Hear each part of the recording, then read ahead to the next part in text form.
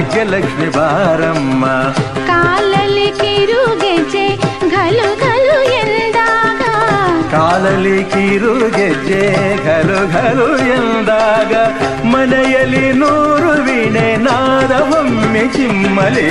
ಲಕ್ಷ್ಮೀ ಬಾರಮ್ಮ, ಭಾಗ್ಯಲಕ್ಷ್ಮಿ ಬಾರಮ್ಮ, ಬೆಳಗಲು ಮನೆಯನ್ನು ಸಿರಿದೇವಿಯೇ